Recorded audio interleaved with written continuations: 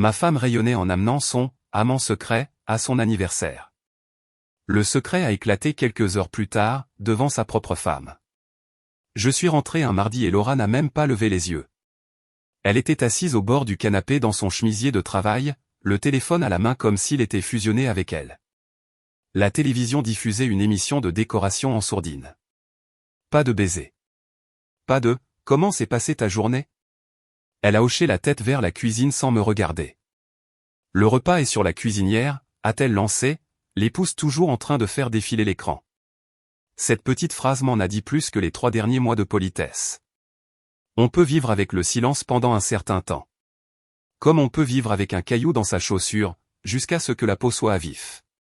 J'ai posé mes clés sur le comptoir. Dans la poêle, les pâtes étaient agglomérées en une masse solide. J'ai coupé le gaz, attrapé une fourchette et essayé de prétendre que ce n'était qu'une longue journée pour elle, et non la 50e longue journée d'affilée. Si j'avais su où cela menait, j'aurais sauté les pâtes et commencé à faire une valise. Laura, ai-je essayé, appuyé contre l'embrasure de la porte. Tu es rentré tard ces derniers soirs. Ça va? Je vais bien. Elle n'a pas arrêté de faire défiler. Un gros projet. Ne commence pas, je ne commence pas. Je demande. J'ai dit que je vais bien. Alors mange avec moi, ai-je proposé. 10 minutes. Déjà mangé, a-t-elle murmuré, et je l'ai regardé rentrer ses pieds sous elle comme si j'étais un directeur la convoquant aux ressources humaines. Ce fut le premier moment où j'ai compris le calcul. Elle n'était pas fatiguée. Elle était ailleurs. Le téléphone n'était pas le problème, c'était le symptôme. Je suis resté là, avec une poêle silencieuse et une femme silencieuse, et j'ai pris une décision qui semblait alors insignifiante, j'arrêterai d'essayer de réchauffer une maison d'un seul côté. D'accord, lui ai-je dit en me servant dans mon assiette. Demain, je passerai à ton bureau à 17h. Ça t'évitera le bus. Non, m'a-t-elle coupé, les yeux toujours sur l'écran. Ne fais pas ça. Ce n'est pas utile. La sécurité, c'est utile. Je n'ai pas 5 ans, a-t-elle rétorqué. S'il te plaît, n'en fais pas toute une histoire. J'ai mangé seul près de la fenêtre. Dehors, notre voisine, Madame Bernard, arrosait ses pétunias comme toujours, le tuyau sifflant à la même heure chaque soir. Routinier, prévisible, réconfortant. À l'intérieur, la femme que j'avais épousée était assise avec un petit écran et la posture de quelqu'un qui avait décidé que je n'étais qu'une musique de fond. J'ai lavé mon assiette, les sécher et les ranger. Puis j'ai sorti mon téléphone et j'ai mis une alarme pour 16h30. Le lendemain, j'ai quitté le travail plus tôt, je me suis garé à une rue du bureau de Laura et j'ai attendu. Elle n'est pas sortie à 17h ni à 18h. À 19h, elle a envoyé un texto, ne t'inquiète pas pour le dîner. Je suis débordé. À 20h, elle est sortie, riant dans son téléphone, et a tourné dans la direction opposée à l'arrêt de bus. Je ne l'ai pas suivie. Pas ce soir-là. Si je l'avais suivie, j'aurais évité une semaine de temps perdu à demander une gentillesse élémentaire. Je suis rentré chez moi, j'ai préparé un croque-monsieur, j'ai mis le sien au réfrigérateur par habitude, et je me suis dit de ne plus jamais refaire ça. Le lendemain matin, mon ami Julien à l'atelier m'a demandé pourquoi j'avais l'air d'avoir dormi à l'arrière de ma voiture. Cardio conjugal, lui ai-je dit. À sec, que des bras, pas de cœur. Il a reniflé. Vous vous disputez? On ne se bat même pas. Tu veux une bière après le travail? Pas ce soir. J'avais d'autres projets. 2 jours plus tard, Laura est rentrée à 23h40, les talons à la main, son sac d'ordinateur pendant bas. Ça va, ai-je demandé sans bouger de la table où j'avais trié des reçus. J'ai gardé ma voix neutre, ni accusatrice, ni amicale, comme un contremaître qui enregistre les heures. Tu as l'air épuisé. Je te l'ai dit. Nouveau projet, a-t-elle expiré en se frottant les tempes. On peut éviter de repasser là-dessus tous les soirs? Bien sûr, ai-je acquiescé. Faisons-le une bonne fois pour toutes. À partir de demain, je ne te réveille plus. Je décale mes horaires plus tôt. Le dîner est à 18h. Si tu es là, tu es là. Sinon, il y a une boîte dans le frigo avec ton nom dessus. Ses yeux se sont levés, surprise par le ton plus que par le message. Alors, tu me punis avec des Tupperware? Je mets en place une routine, ai-je répondu. Je ne jouerai plus aux devinettes. Tu es dramatique. Je suis clair. Elle a ri. Ce n'était pas un rire agréable. Mon Dieu, Marc, si tu veux une médaille pour avoir lavé une poêle, dis-le. J'ai agrafé les reçus ensemble et les ai glissés dans un dossier. Je ne cherche pas d'applaudissements. Je cherche du respect. Ce n'est pas le même jeu, ne commence pas avec tes discours, a-t-elle dit en se dirigeant vers la chambre. J'ai besoin d'une douche. Je n'ai pas suivi. Cette semaine-là, je suis rentré à 18h, j'ai mangé ce que j'avais cuisiné, j'ai rangé les restes et je suis allé au garage pour régler mes outils et rattraper mes commandes. Laura rentrait vers 22 ou 23h, toujours avec la même phrase, non. Je suis épuisé. Ma routine s'est durcie. La sienne aussi. Le vendredi, j'avais assez de données. Elle ne restait pas seulement tard. Elle restait partie. Mon problème n'était pas l'amour, c'était le gaspillage. On ne continue pas de verser de l'eau dans un seau percé en se qualifiant de loyal. Lundi, je me suis rendu dans un café rue des Érables où les chaises sont toujours bancales. Le détective privé que j'avais engagé, Monsieur Dubois, était assis près de la fenêtre, le dos au mur. Fin de la cinquantaine, moustache soignée, un visage qui faisait penser aux contraventions et au directeur d'école. Monsieur Leroy, m'a-t-il salué, en faisant glisser une enveloppe Kraft sur la table dès que je me suis assis. J'ai été discret. Je vous ai engagé parce que la discrétion est votre spécialité. J'ai posé ma main sur l'enveloppe sans l'ouvrir. Vous l'avez suivi pendant 2 jours? 3. J'ai les horodatages, les lieux. Il s'est éclairci la gorge. J'aimerais que ce soit différent. Votre femme passe du temps avec quelqu'un régulièrement. J'ai ouvert l'enveloppe. Pas complètement. Juste assez pour voir des visages sous un mauvais éclairage et des coins de pièces, un visage que je reconnaissais. Sur une photo, elle se penche sur une table vers un homme à la mâchoire trop familière. Un autre angle, la lumière du jour à travers des stores, sa main sur le bas de son dos. Une photo de parking. Sa voiture, elle y montant. Mon estomac n'est pas tombé. Il s'est calcifié. Qui? Ai-je demandé, détestant déjà d'avoir posé la question. Il m'a donné un nom. J'ai fermé le dossier. Le café bourdonnait comme un réfrigérateur. J'ai pensé aux dominos et au nombre de dîners de famille qui seraient anéantis lorsqu'ils tomberaient. Vous êtes sûr? Je n'apporte pas de peut-être, a dit Monsieur Dubois doucement. Vous m'avez engagé pour lever le doute. Ceci le lève. Il a sorti une clé USB de son blazer et l'a posée sur le dossier. Je vous demanderai de ne pas ébruiter cela pour l'instant, a-t-il ajouté. Ça devient compliqué quand les gens réagissent en public. S'il y a de la paperasse à venir, qu'elle arrive proprement. Je vous entends. J'ai glissé le dossier sous mon bras. Vous aurez le reste de votre paiement avant la fin de la journée. En sortant, j'ai aperçu mon reflet dans la vitre et je n'ai pas reconnu ce calme. C'est peut-être ce qu'on obtient quand la pire réponse se présente enfin. La clarté sans feu d'artifice. À la maison, le salon était vide, la poêle de pâte encore sur la cuisinière de la veille parce que je n'avais rien préparé de nouveau. J'ai mis l'enveloppe dans mon bureau, les verrouillé à clé, et j'ai fait 2 listes. Une intitulée « Maintenant », l'autre « Plus tard ». Sous « Maintenant », j'ai écrit « Compte séparé, chambre d'amis, box de stockage, changement d'horaire, plus de dimanche en famille ». Sous « Plus tard », j'ai écrit un seul mot « Anniversaire », car vendredi était l'anniversaire de Laura, et il y a une certaine élégance dans le timing. J'ai commencé à m'activer le soir même, en silence, sans drame. J'ai emmené mes outils dans un petit box près de l'autoroute et j'ai étiqueté chaque carton. J'ai déplacé le coffre-fort dans le garage.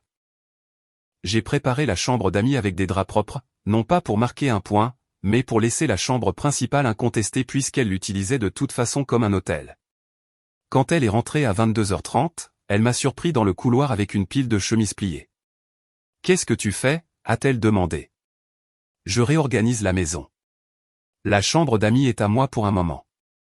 Tu gardes la chambre principale. Nous sommes sur des voies parallèles jusqu'à ce qu'on trouve un croisement qui ne soit pas une falaise. C'est ridicule. Tu vis comme une locataire, ai-je dit, en gardant ma voix égale. Je m'adapte à l'horaire de la locataire. Alors tu me punis? Non, Laura. J'ai posé les chemises sur la chaise. Je mets des murs là où tu as décidé qu'il n'y en avait pas concept différent. Elle se tenait dans l'embrasure de la porte, les bras croisés. Tu réagis de manière excessive. Alors ça passera vite, ai-je répondu. Le dîner est à 18 heures. Les dimanches sont à moi pour un moment. J'ai des choses à gérer. Elle a dévisagé, pesant le pour et le contre d'une dispute. Elle a opté pour le mépris. Tu sais quoi? Fais ce qui te donne l'impression d'être en contrôle. Enfin, un plan, ai-je murmuré en passant à côté d'elle. Le lendemain à midi, elle m'a envoyé une photo d'une salade avec les mots « pause déjeuner avec les filles ». 10 minutes plus tard, ma belle-sœur, Émilie, m'a envoyé un texto pour me demander si notre dîner du dimanche tenait toujours. Je lui ai dit que nous passerions notre tour cette semaine. Nous sommes débordés, ai-je écrit. Elle a répondu par un pouce levé et un cœur. Émilie avait toujours un côté ensoleillé auquel on voulait croire. Mercredi soir, Laura est rentrée à 19 heures, pas 23 heures, et a effectivement posé son téléphone face contre le comptoir. Tu es rentré tôt, ai-je observé. Elle a haussé les épaules. Je me sentais coupable pour le mode zombie. Ah oui, ai-je dit, sans sarcasme, juste de l'air. J'ai pris ce poulet au citron que tu aimes, a-t-elle poursuivi en ouvrant un sac. J'ai pensé qu'on pourrait manger ensemble. Sans téléphone. Le voilà. Le premier virage en douceur. L'illusion du « tu vois, je peux être gentille ». J'ai laissé faire parce que je voulais le mesurer. D'accord, ai-je dit en mettant les assiettes. Sans téléphone. Nous avons mangé. Banalité sur la météo. Elle a posé des questions sur l'atelier. J'ai répondu. J'ai posé des questions sur le projet. Elle a balayé d'un geste en disant « tu ne veux pas les détails ». Pour le dessert, elle a posé sa main sur mon bras et a dit « je sais que je n'ai pas été ». Génial. Je n'ai pas complété la phrase. Je vais faire mieux. J'apprécie les mots, lui ai-je dit. J'observe ce que tu fais. Sa bouche s'est crispée, mais elle a hoché la tête. C'est juste. Nous avons rempli le lave-vaisselle côte à côte comme un vieux couple marié dans une sitcom. À 22 heures, son téléphone a vibré sur le comptoir. Elle ne l'a pas regardé, pas tout de suite. Elle l'a laissé vibrer 2 fois, puis l'a retourné face contre table, me souriant comme une élève montrant à son professeur qu'elle peut rester assise. Progrès, a-t-elle taquiné.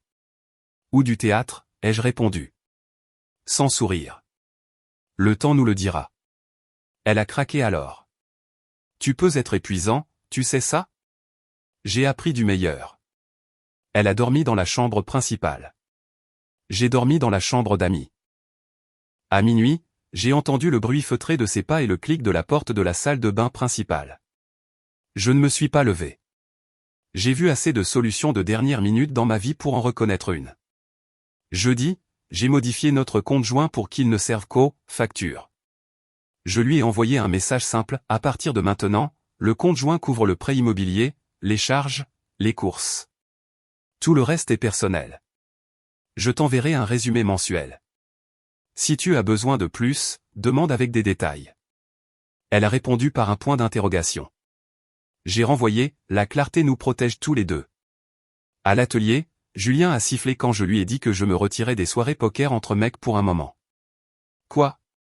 Maintenant tu es un moine? Maintenant je suis concentré, ai-je répondu. J'ai une maison à stabiliser. Vous deux, ça va? Ça ira, ai-je dit, ce qui était vrai d'une manière qui aurait semblé optimiste si vous ne connaissiez pas ma définition de « ça va ». Permettez-moi de faire une pause dans l'histoire pour une seconde. Si vous écoutez toujours, s'il vous plaît, cliquez sur le bouton j'aime de cette vidéo.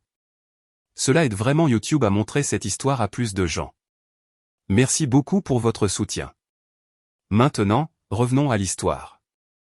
Vendredi est arrivé comme n'importe quelle semaine normale jusqu'à midi, quand Émilie a envoyé un texto avec une liste de ce qu'elle pouvait apporter pour le barbecue d'anniversaire de Laura, j'apporterai ma salade de choux.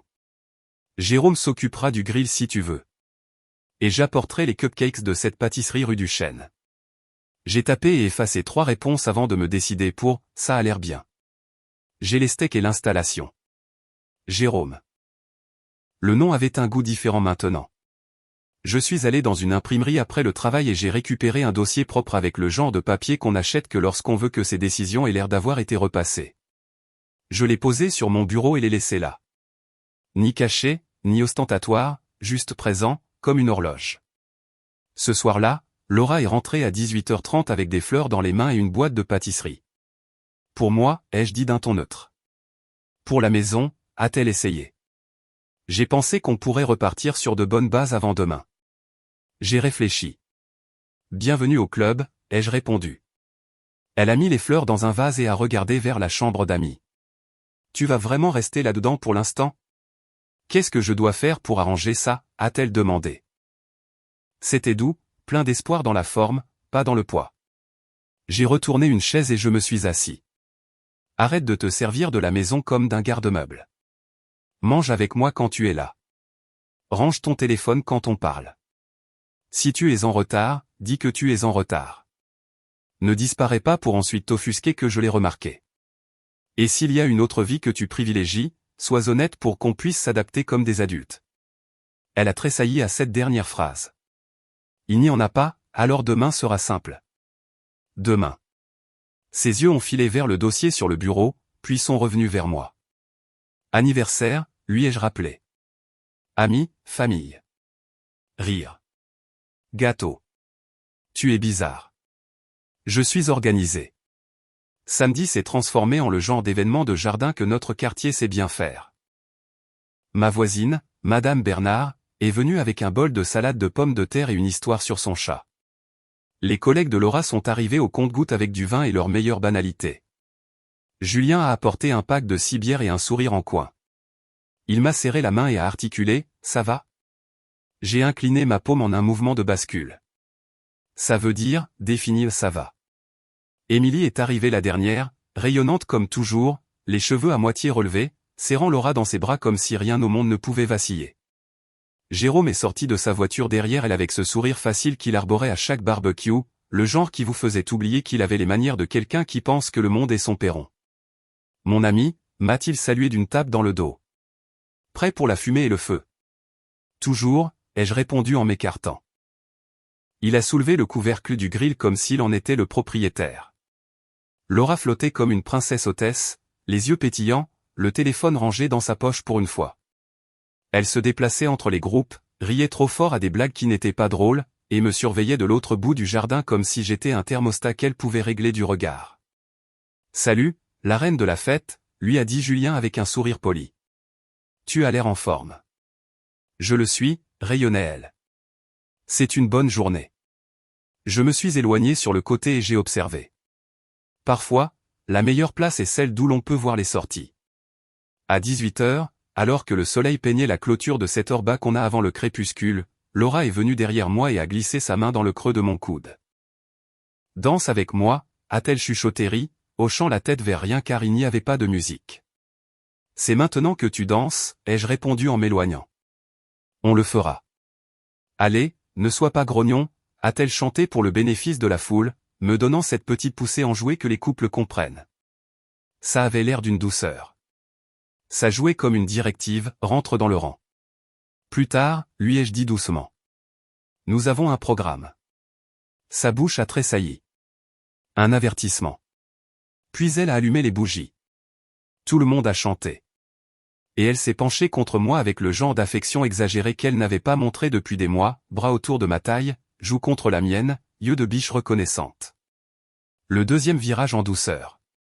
Celui-ci public. Celui-ci conçu pour me remettre à la place qu'elle voulait pour le public. Fais un vœu, a encouragé Émilie, en heurtant Laura de la hanche.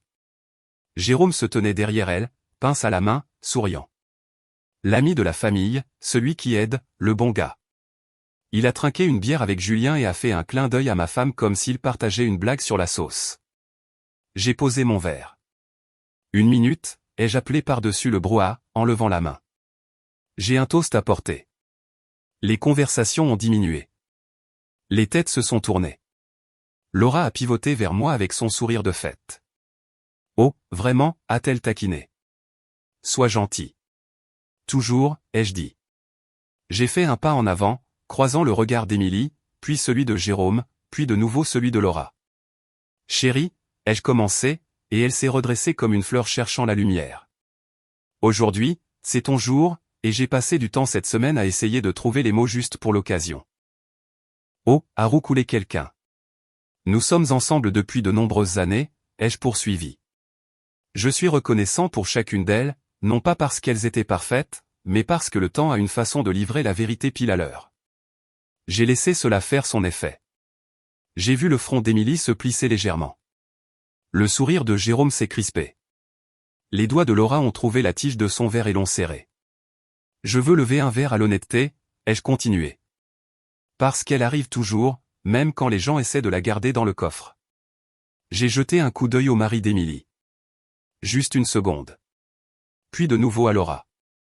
Émilie, me suis-je adressé à elle doucement. J'ai toujours respecté ton mariage. Je pensais que ton mari était le genre d'homme qui savait apprécier ce qu'il a. Émilie a cligné des yeux, confuse. Le visage de Jérôme a cessé de jouer la comédie. Le jardin est devenu silencieux. Il s'avère, ai-je dit, calme comme un livre de contes, qu'il est meilleur pour apprécier ce qui ne lui appartient pas. La femme d'un autre, la confiance d'un autre, la maison d'un autre. Le silence est passé de poli à solide. Ton mari, ai-je terminé d'une voix égale, et ma femme célèbre leur propre fête privée depuis un certain temps déjà. Le verre de Laura a basculé. Émilie a fait un demi-pas en arrière comme si elle avait été poussée par l'air. Jérôme a ouvert la bouche puis l'a refermée quand il n'a pas trouvé de réplique qui ne le condamnerait pas. J'ai levé mon verre un peu plus haut. Joyeux anniversaire, ai-je dit à Laura. Que cette vérité soit le plus beau cadeau pour nous tous. Ce n'était pas un cri. Ce n'était pas dramatique. C'était le son du béton qu'on coule. Tout le monde l'a entendu. Laura a été la première à réagir. Ce n'est pas vrai, a-t-elle lancé, le visage rouge. Marc, c'est cruel. Qu'est-ce qui ne va pas chez toi? Émilie s'est tournée vers Jérôme, la voix mince. Dis-moi qu'il ment. Jérôme a pointé ses pinces vers moi, puis vers Laura, en panique. C'est de la folie. Il déforme tout. J'ai un dossier, ai-je dit en tendant la main vers la table où je l'avais posée plus tôt. Photo, heure, lieu. Je ne vais pas l'agiter en l'air. Je vais le mettre dans les bonnes mains. Je l'ai tendu à Laura. Elle ne l'a pas pris au début. Puis elle l'a fait, comme s'il la brûlait. Qu'est-ce que c'est, a-t-elle sifflé en l'ouvrant, le parcourant, le feuilletant à nouveau. Ses yeux ont lancé des éclairs. Pas de honte, non, mais avec le calcul de celui qui cherche les issues de secours dans un bâtiment en feu. Tu as engagé quelqu'un pour me harceler. J'ai engagé quelqu'un pour trouver la ligne que tu as effacée, ai-je répondu. Il l'a trouvée. Émilie a arraché le dossier des mains de Laura. Elle a regardé les photos comme si elles pouvaient se réarranger pour former des cupcakes. Jérôme, a-t-elle dit, la voix brisée. Je veux que tu me regardes et que tu me dises que ce n'est pas toi. Jérôme s'est redressé comme s'il pouvait encore sauver la situation avec son charme. Amy, écoute, c'est un coup monté. Tu connais Marc, il est. Arrête, les jeux coupés doucement. Ne vends pas tes répliques usées sur mon terrain. Tu te prends pour un héros, a lâché Jérôme, le sourire disparu. Tu penses que ça fait de toi un homme, de faire ça ici, devant. Devant les gens à qui vous avez menti, ai-je demandé. Oui, c'est bien ça le but. Laura s'est rapprochée de moi, bizarrement, comme si elle voulait entrer dans le même cadre, me faire baisser la voix par la proximité. Marc, s'il te plaît. On peut en discuter à l'intérieur. Non, a fusillé Émilie, le mot comme un fouet. Pas à l'intérieur. Pas avec toi. Pas avec lui. Les invités ne bougeaient pas. Certains regardaient la clôture comme si, en la fixant assez fort, ils allaient disparaître. Madame Bernard serrait son bol de salade de pommes de terre comme une bouée de sauvetage. Julien se tenait un pas derrière moi, silencieux, prêt au cas où quelqu'un déciderait de faire passer ça au-delà des mots. Laura m'a repoussé le dossier comme si cela allait tout remettre dans la boîte. C'est une interprétation. Ce n'est pas ce que tu penses. C'est exactement ce que ça a l'air d'être, ai-je répondu sans élever la voix. Et ce n'est pas non plus le principal. J'ai fouillé dans ma veste et j'ai sorti un second dossier. Plus net, plus propre. Je le lui ai tendu. Ça, c'est le principal. Qu'est-ce que c'est, a-t-elle exigé sans le prendre. De la paperasse, lui ai-je dit, la voix stable. Propre, rapide. Tu signes là où il est indiqué de signer. Elle a ri, mais il n'y avait plus d'humour en elle. Maintenant tu es ridicule. Tu ne vas pas faire ça. Je fais exactement ça, ai-je répondu. Émilie a rouvert le premier dossier et a pointé une photo du doigt. Tu t'es servi de ma sœur, a-t-elle tiré sur Jérôme. Dans notre maison? Es-tu devenu fou? Je n'ai pas, a-t-il commencé, puis il a dégluti. Amy, ce n'était pas comme. Ne fais pas ça, l'a-t-elle coupé. Ne termine pas cette phrase. Laura s'est alors retournée contre lui. Tu avais dit qu'on était prudent. Oh, a soufflé Émilie, fixant maintenant Laura. Tu vas corriger cette phrase tout de suite. Jérôme a écarté les mains comme un mauvais magicien. Que tout le monde se calme. Que tout le monde se calme, a répété Émilie, d'un ton plat et mort. Et si tu dégageais de ma vue? J'ai levé une main, non pas pour les calmer, non pas pour servir de médiateur, juste pour prendre un dernier morceau de contrôle. Écoutez, ai-je dit d'une voix posée. Les têtes se sont tournées par réflexe. Je suis reconnaissant pour le théâtre de ce soir. Vous avez tous montré pourquoi la vérité est utile. Elle remet chaque chose à sa place. J'ai glissé mes clés dans ma poche. Je vais prendre mon manteau. Ensuite, je pars. On s'occupera de la maison. Vous trouverez tous vos propres prochains chapitres. Marc, a plaidé Laura soudainement, la fine pointe de la panique dans sa voix maintenant que le script lui avait échappé des mains. Ne fais pas ça ici. Tu m'humilies. Tu as écrit la scène, lui ai-je dit doucement. Je n'ai fait que lire mes répliques. J'ai pris mon manteau du crochet. Personne n'a essayé de m'arrêter. Ils se sont écartés sans réfléchir, comme on fait de la place pour un ambulancier ou un juge.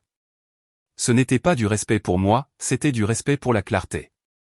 Derrière moi, le bruit a explosé. La voix d'Émilie a craqué contre celle de Jérôme. Celle de Laura a heurté celle d'Émilie. Des mots comme « depuis quand » ou « et » tu avais dit, se sont bousculés dans le jardin. Une chaise a raclé. Un verre a heurté le béton. Julien ne m'a pas suivi. Il n'en avait pas besoin.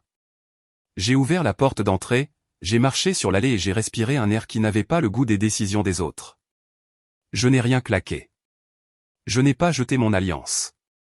J'ai juste marché d'un pas assuré, un homme qui a fini de négocier avec un distributeur automatique en panne. La porte s'est refermée doucement derrière moi. Une semaine plus tard, la paperasse avançait plus vite que les sentiments ne le font jamais. Laura a essayé d'appeler 2 fois. Elle a envoyé un texto une fois, il faut qu'on parle. Ce n'était pas comme ça.